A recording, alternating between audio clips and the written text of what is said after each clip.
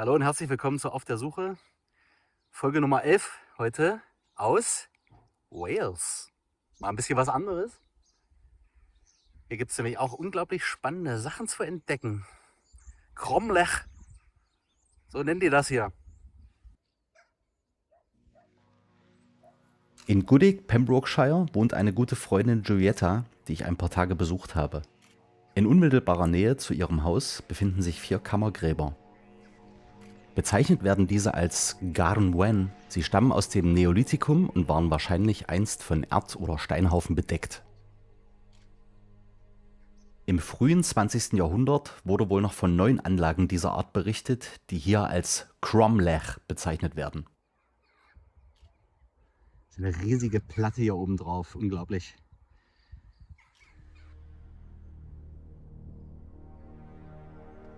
Hier haben wir Nummer 2.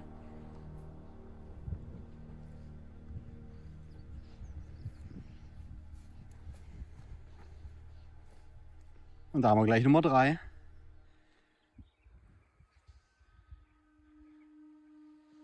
Nach den Erzählungen der Einheimischen wurden diese Orte schon vor langer Zeit ausgegraben und geplündert. Somit sind an fast allen Orten hier kaum Funde gemacht worden, die eine Bestimmung des Alters zulassen. Die wörtliche Übersetzung von Garn Wen bedeutet weißer Huf. Denkbar wäre, dass hier Anlagen mit einem Hügel in Hufform errichtet wurden und sich die Bezeichnung daher ableitet. Wahrscheinlich besteht hier aber eine sprachliche Beziehung zu Kern. Bezeichnet werden damit künstlich geschaffene Steinhaufen, die in den meisten Fällen Hohlräume besitzen und zum Beispiel größere Kammern bedeckt haben. Hauptsächlich sind diese aus Frankreich und den britischen Inseln bekannt, es zeichnet sich aber immer mehr ab, dass auch in Deutschland viele dieser Anlagen vorhanden waren bzw. immer noch sind. Und hier ist sogar noch ein 4. Leicht überwachsen.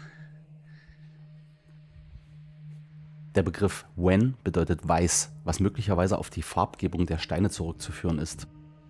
Das Gestein dürfte eine Art Dolorit sein, das sich hier häufig findet. Und die Steine kommen von hier. Dort oben gibt es noch einen modernen Steinkreis. Schauen wir uns auch später noch an.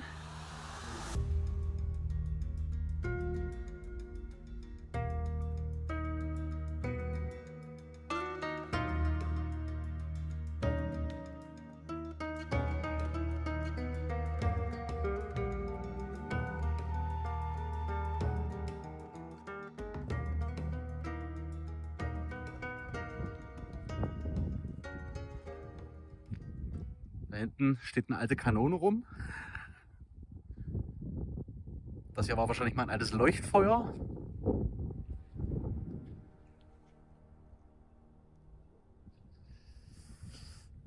Das ist schon schön.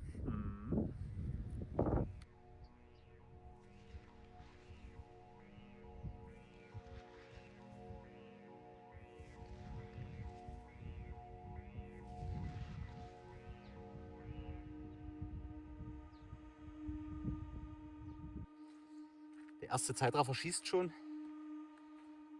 Ich schaue mich jetzt hier mal noch ein bisschen um. Ich muss vorsichtig sein, hier sind irgendwie Wildpferde, die wohl ganz schön aggressiv sein sollen.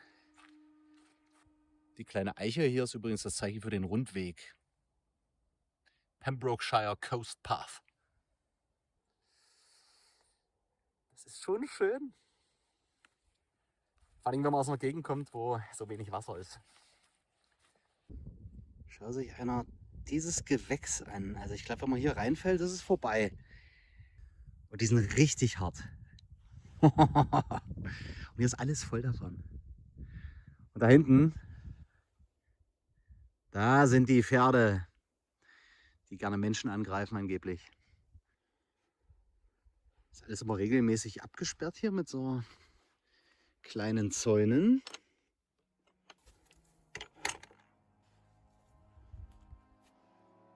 Weiter geht's. Ist einfach unglaublich matschig. Gummistiefel wären, glaube ich, nicht schlecht gewesen, aber ich habe es etwas unterschätzt, ich gebe es zu.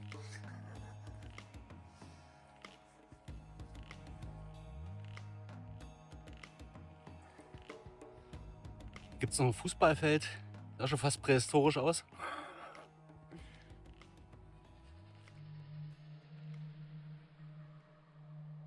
Auf dem Hügel oberhalb der 4 Kammergräber befindet sich ein moderner Steinkreis, der auf einem Privatgelände steht und mit Steinen errichtet wurde, die hier auf dem Land gefunden wurden. Der Altarstein in der Mitte ist übrigens ein Bluestone. Bluestone ist eine Art Dolerit, der nur hier in Wales gefunden wird. Einige der Steine von Stonehenge bestehen aus eben diesem Bluestone, der hier in der Nähe abgebaut wurde. Hier oben befindet sich noch ein weiteres, etwas kleineres Kammergrab.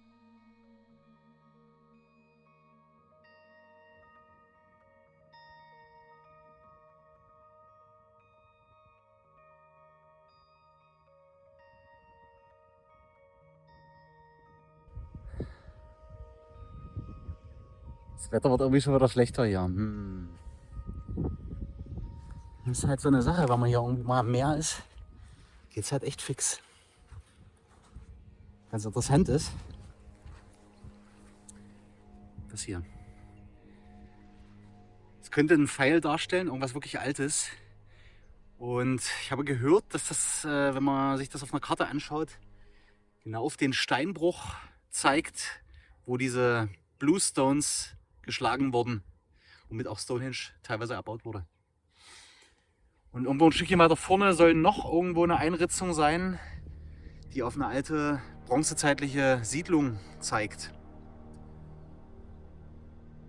Ich habe versucht, das auf einer Karte nachzuvollziehen, kann aber diese Aussage nicht bestätigen.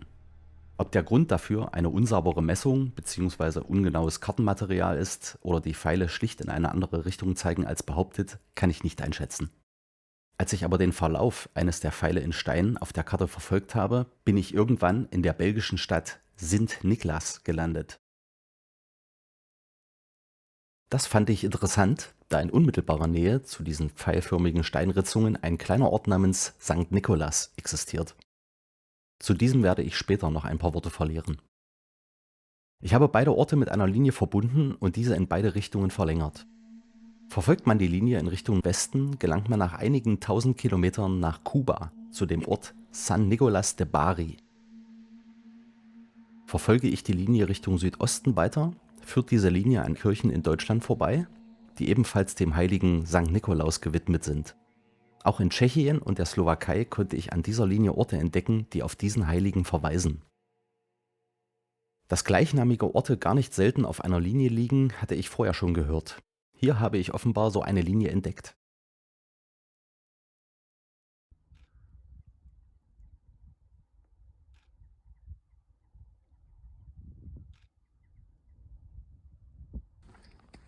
Ich werde mich jetzt hier mal einfach ein bisschen in Fischgart umschauen. Goodegg, Fischgart, Goodegg. Ich glaube, es ist alles das Gleiche. Das Hintergrund sieht ganz spannend aus. Da muss ich mal reinschauen. Das sieht schon mal ziemlich einladend aus. Ich glaube, hier komme ich mehr oder weniger zum Hafen. Der Weg hat mich tatsächlich zum Hafen geführt. Ganz schick.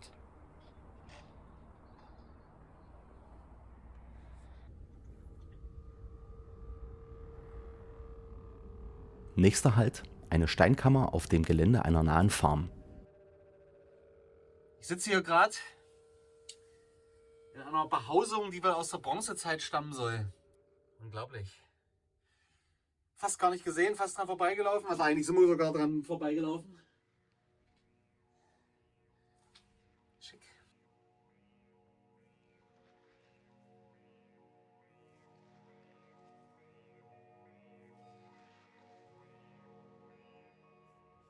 Es ist ganz schön eng. Oh.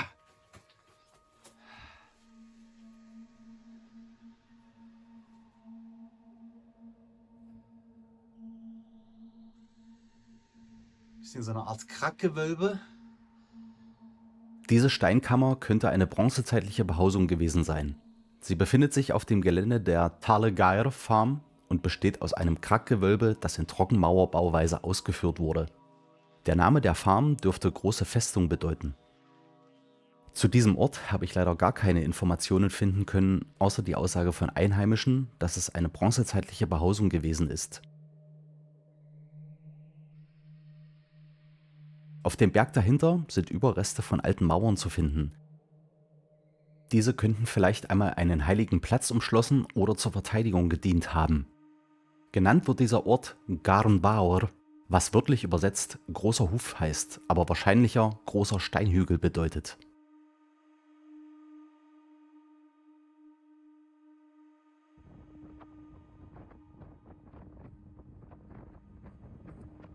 Rough, aber schön.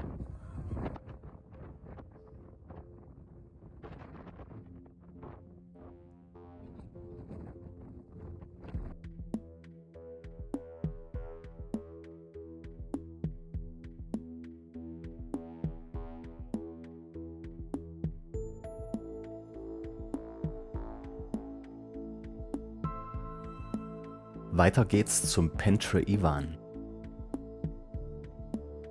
Dieses Monument gehört wohl zu den bekanntesten in den Preseli Hills.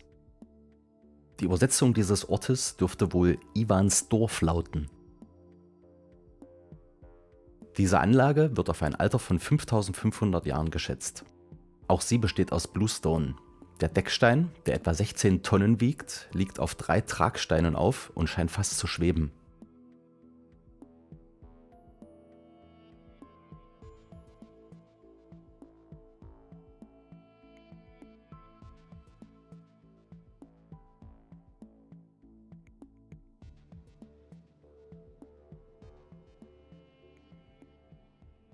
Das Ensemble wird als Portaldolmen angesprochen, was ich interessant finde, da sich am dahinterliegenden Berg, der als Angel Mountain bezeichnet wird, ein Portal befinden soll, durch das einst die Sternenkinder gekommen sein sollen.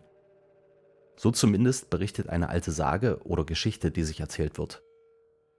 1936/37 und 1958/59 wurden hier Ausgrabungen durchgeführt. Möglicherweise war die Anlage ursprünglich von einem Steinhügel überdeckt und es sollen Trockenmauern an den Seiten gestanden haben. Eine andere Quelle spricht von neueren Untersuchungen, die nahelegen, dass die Anlage nie unter einem Hügel begraben lag.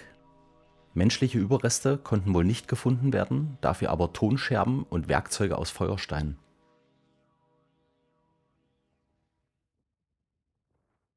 Oh mein Gott, ist einfach nur windig, ist unglaublich. Das ist übrigens Bluestones, dieselben, die auch in Stonehenge verbaut wurden.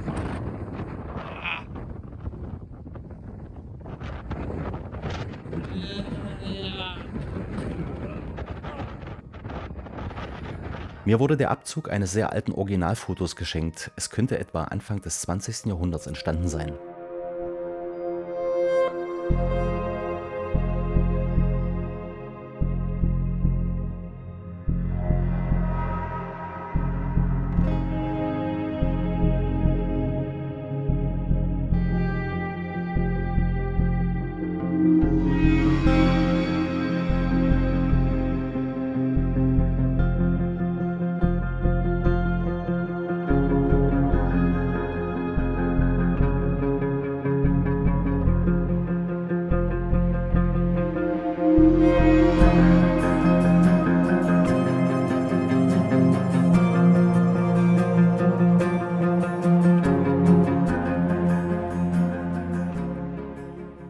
Wir sind jetzt hier auf einem alten Friedhof mit einer uralten Kirche. Oh mein Gott, dieser Friedhof, ich weiß nicht, der sieht aus, als wäre er tausende von Jahren alt. Er ist es wahrscheinlich nicht, aber vielleicht ein paar Steine davon. Denn hier, das sieht doch sehr, sehr keltisch aus.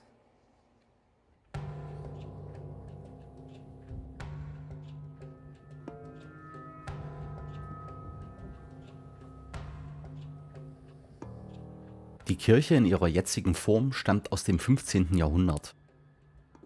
Die erste Kapelle soll hier im 5. Jahrhundert vom irischen Heiligen Brynach errichtet worden sein.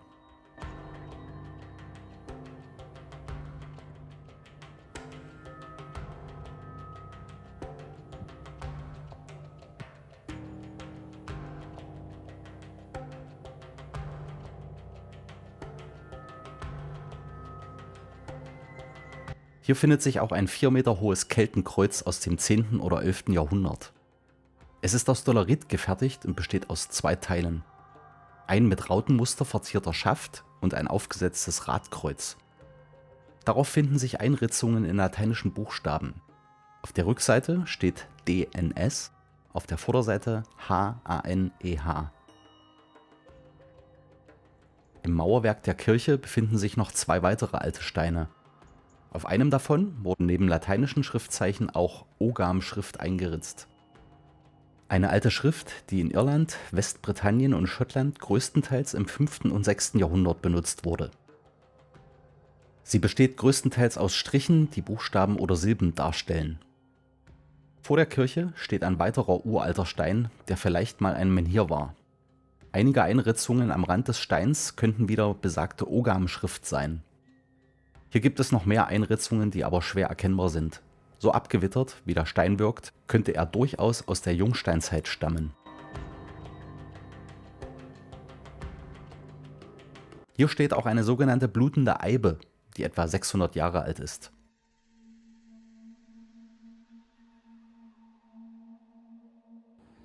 Blutrotes Harz.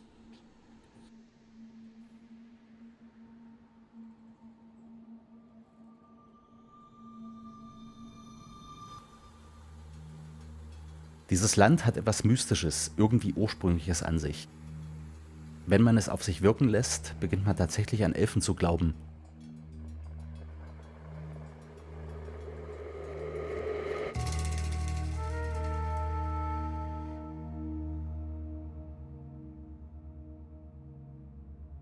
Oder an Geister. Ich habe einige Geistergeschichten gehört, die diese Leute selbst erlebt haben.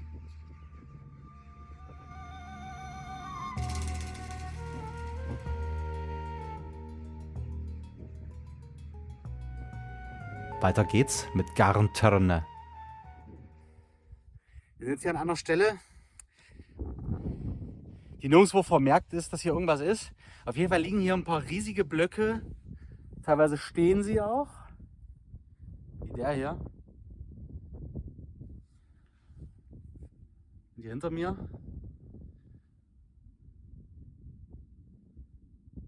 Gucke ich mich mal ein bisschen um.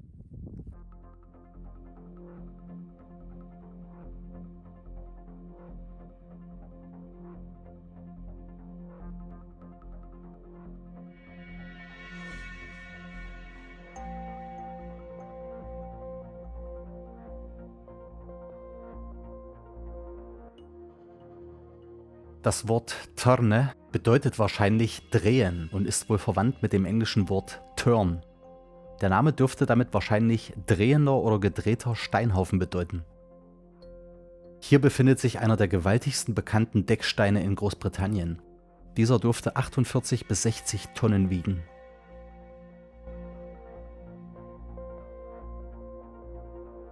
Im Nordosten der Anlage bilden die Steine einen V-förmigen Vorplatz. Eine derartige V-Form befindet sich auch beim Pentre Ivan. Die Kammer dürfte Richtung Sonnenaufgang zur Sommersonnenwende, also etwa 48 Grad Nordost, ausgerichtet sein. Südwestlich der Anlage sind Spuren im Erdreich vorhanden, die möglicherweise von Menschenhand stammen und Geoglyphen darstellen könnten.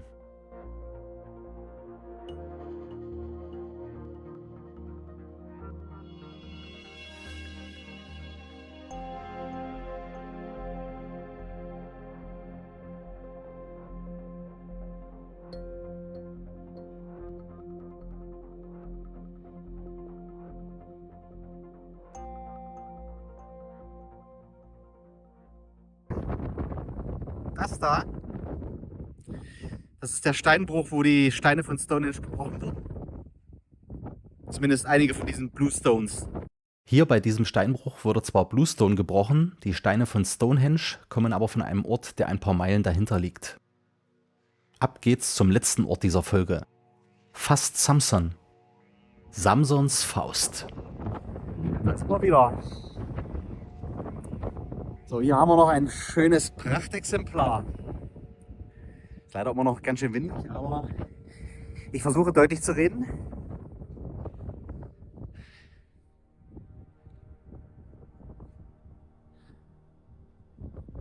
Sieht aus, als würde es jeden Moment einstürzen, macht es aber nicht.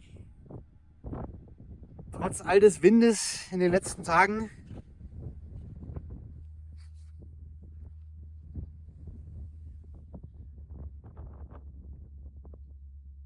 Diese Anlage stammt aus dem Neolithikum. Und das ist schon alles an Informationen, die ich dazu finden konnte. Der Deckstein balanciert auf den 2 Tragsteinen und der Dolmen wirkt fast, als würde er jeden Moment umfallen. Doch er übersteht problemlos Windgeschwindigkeiten von bis zu 150 Stundenkilometern. Bei den Steinen durfte es sich mal wieder um Bluestone handeln.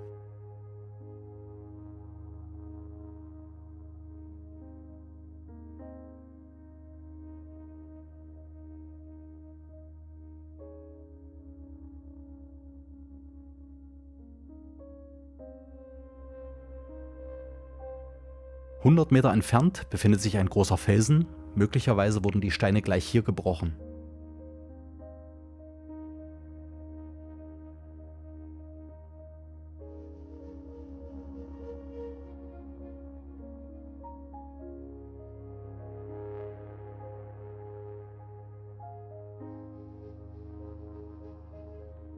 Okay, das sind wir wirklich hier. Bluestone, sieht wirklich blau aus.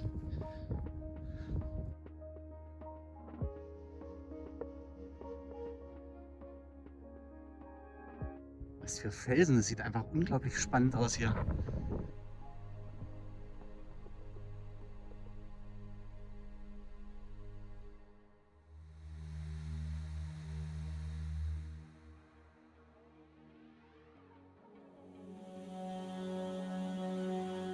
Von hier oben bietet sich auch ein wunderschöner Ausblick über die Gegend.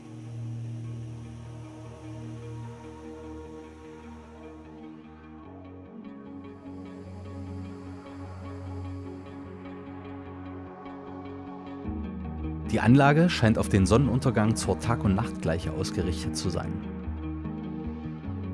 Sie zeigt etwa in Richtung 270 Grad West.